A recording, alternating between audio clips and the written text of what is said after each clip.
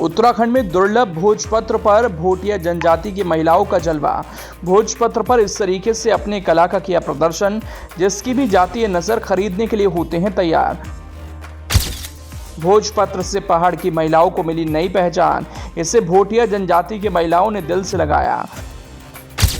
दुर्लभ भोजपत्र के सोविनियर की बढ़ी डिमांड, पहाड़ की महिलाओं को मिला रोजगार।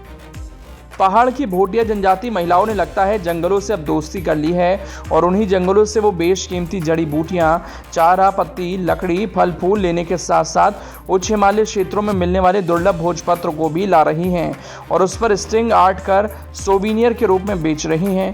सबसे पहले भोटिया जनजाति के बारे में जानिए। भोटिया शब्द भोट शब्द से आया है, जो तिब्बती मूल के लोगों के लिए पारंपरिक नाम है। भोटिया समुदाय मुख्य रूप से खानाबदोश हैं। सामाजिक मानदंडों में भी ढील दी गई है, लेकिन इस समुदाय की सबसे अच्छी विशेषता यह है कि सामाजिक स्तर पर पुरुषों और महिलाओं दोनों को समान स्थान दिया जाता है। भोटिया जनजाति उत्तराखंड के अल्मोड़ा, चमोली, पिथौरागढ़ और उत्तरकाशी जिलों में रहते हैं। दुर्लभ भोजपत्र क्या होता है उसे जानिए। भोजपत्र का वैज्ञानिक नाम बैतुला यूटिलिस और अंग्रेजी नाम हिमालयन बिर्च है।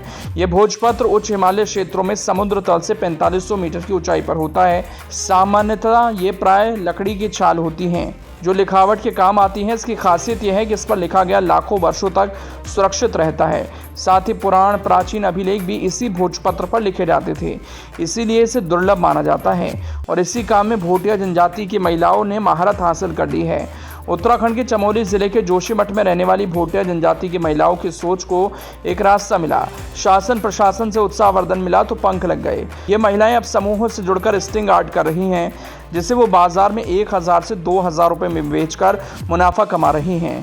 सोविनियर यानी स्मृति चिन्ह की बढ़ती मांग को देखते हुए जिला प्रशासन की ओर से महिलाओं की ट्रेनिंग भी कराई गई थी, जिसमें महिलाओं ने राष्ट्रीय ग्रामीण आजीविका मिशन के तहत 8 दिवसीय कैलीग्राफी और स्ट्रिंग आर्ट का एडवांस प्रशिक्षण लिया था, जिसके बाद अब महिलाएं अपनी कला से तैयार सोविनियर बेच रही हैं।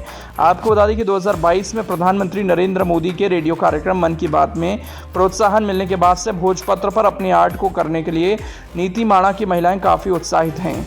भोजपत्र बेहद दुर्लभ है, जिसके लिए महिलाओं को काफ़ी दूर जंगल जाकर इसे लाना पड़ता है।